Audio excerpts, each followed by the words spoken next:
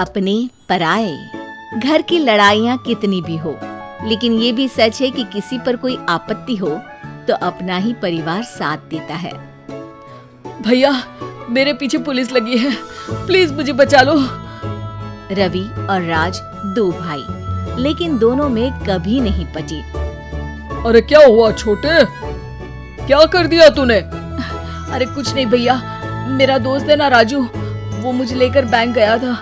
मुझे नहीं पता भैया कि वो वहाँ बैंक लूटने जा रहा है।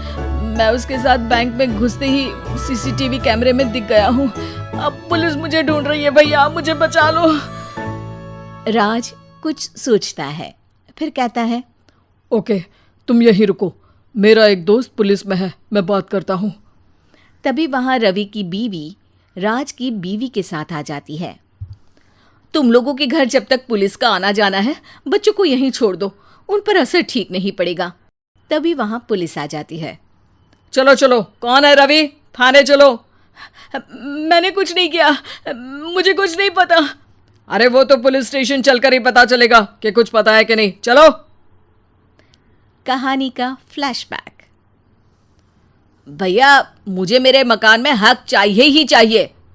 अरे लेकिन छोटे, अभी मेरे बच्चों पर काफी खर्चा है, तेरी भाभी की भी तबीयत ठीक नहीं रहती, बजट बिल्कुल नहीं है कि मैं अलग होकर रहूं।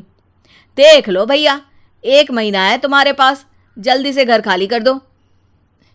अरे कैसी बात कर रहे हैं भैया, मेरे शरीर में अभी इतनी हिम्मत भी नहीं कि घर को खाली करें। तो क्यों अपना पोषण बेचा भाभी? अरे तुम तो जानती हो, पिताजी की बीमारी के कारण उन्हें हमारी जरूरत थी, कैसे आते पैसे।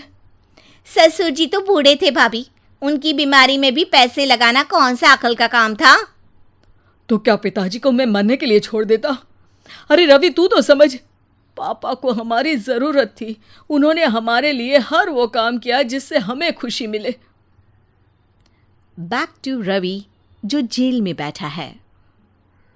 ये मैंने क्या कर दिया था? मैं ना पिता का हुआ ना ही भैया का, मेरे साथ जो हो रहा है ठीक ही हो रहा है। तभी वहां पुलिस वाला आता है। रवि, तुमसे कोई मिलने आया है। भाभी, आप यहाँ क्यों आई? पुलिस स्टेशन है ये भाभी। भैया, आपकी जगह मेरा भाई होता तो क्या मैं नहीं आती? अच्छा, ये खाना ले लीजिए, खा लीजिएगा। आपके भैया लगे हैं वकीलों और पुलिस वालों से बात करने में, डरने की कोई बात नहीं, जब आपने गुनाह किया ही नहीं तो सज़ा भी नहीं मिलेगी। रवि भाभी को देखकर रोने लगता है। घर में साक्षी चुपचाप बैठी होती है कि तभी सोनम कहती है, अरे साक्षी, क्या हुआ, परेशान क्यों हो रही हो? भाभी, अभी अभी पुलिस स्टेशन से खबर आई है, इन्हें बड़े जेल में शिफ्ट किया जा रहा है, मैं क्या करूंगी भाभी? रो मत, हम अच्छे से अच्छा वकील करेंगे। लेकिन उसमें तो बड़े पैसे लगेंगे दीदी, हम इतना पैसा कहाँ से लाएंगे? अरे क्यों, ये मकान है ना, और मेरे कुछ गहने भी है। साक्षी की आंखों में पानी आ जाता है।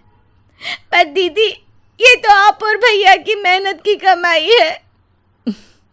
पापा के बाद भी तो हम लोगों का सब खत्म हो गया था, पापा को तो बचा नहीं पाए, लेकिन भैया को ज़रूर बचा लेंगे, और भगवान चाहेंगे ना तो दोनों भाई मिलकर इससे भी बड़ा मकान खड़ा कर लेंगे। साक्षी। थोड़ी देर में राज वहाँ आता है। सोनम सही कह रही है साक्षी, पैसों की कमी के कारण किसी भी बेगुनाह को सज़ा नहीं मिलती। राज एक अच्छा सा वकील करता है। सोनम और साक्षी बचाए पैसे और अपने गहनों को बेचकर रवि का केस लड़ते हैं और जल्द ही रवि जेल से बाहर आ जाता है। रवि राज को गले लगाकर कहता है, भैया मुझे माफ़ कर दो, मुझे साक्षी ने सब कुछ बताया है। भैया, आपने मुझ पर विश्वास किया, मेरे लिए दिन रात मेहनत की, भाभी ने अपने गहने तक बेच दिए। भैया, आपने तो पापा के लिए भी पैसे नहीं देखे, लेकिन मैं बहुत ही सेल्फिश निकला।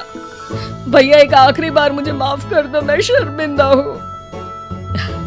अरे भाई, अपने तो अपने ही होते हैं, पापा ने हमारे लिए क्या नहीं किया, ये तुम्हें बताने की जरूरत नहीं है मुझे, और फिर तू तो मेरा भाई है। पैसे से बढ़कर रिश्ते होते हैं भाई।